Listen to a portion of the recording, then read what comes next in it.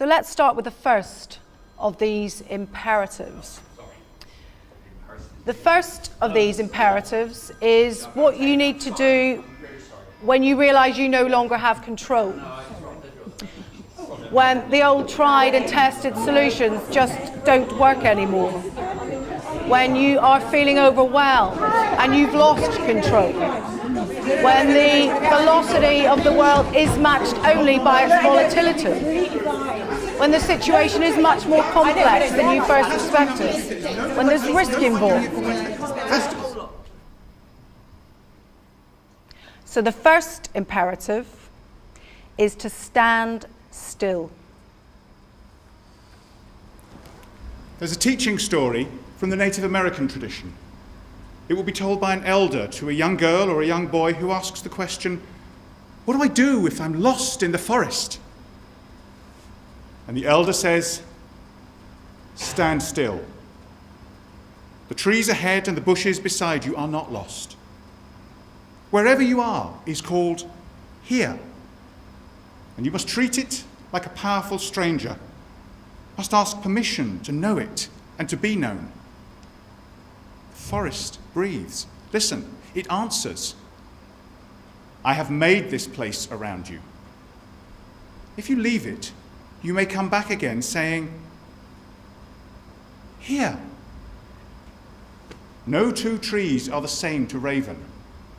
No two branches are the same to wren. If what a tree or a bush does is lost on you, you surely are lost. Stand still. The forest knows where you are, and you must let it find you." So that poem encourages us to stop, to really be present, to observe the specifics, the detail of the situation we're in, and the feelings that we're experiencing. Rather than running around at an ever-increasing and more frenetic pace trying to find solutions desperately, it encourages us stopping and standing still to help us see the wood for the trees, to focus on what is important, not try and solve all the detail and all the questions at once. And in doing so, stopping and standing still, often we can uncover or recognize the really important question that we should be addressing. We'd like to give you a moment to, or a few moments, to practice a little standing still, or today it's probably sitting still, with your situation, the challenge that Bill asked you to identify a moment ago. We'd like to think of that in mind now and imagine yourself in that challenge. It might be easier for you to do this with your eyes closed, but you don't have to.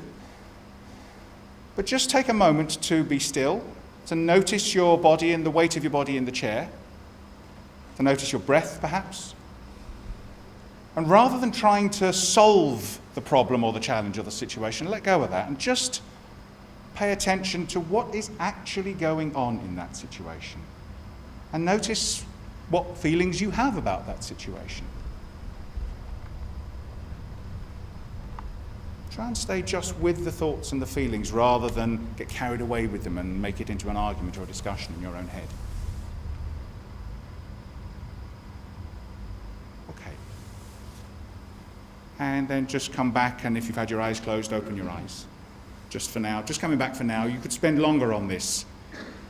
Anyone who does any kind of mindfulness practice, of which there is more and more around these days, will recognize that some of the principles and elements of that are featuring in what we're talking about with standing still. And there's an irony in this for me. It seems so simple to stop and stand still. So simple. And yet it can be the hardest thing to do when everything around us is demanding and pushing us to do more, to take more action, to take more activity, even when at the time we probably know it's not really achieving anything.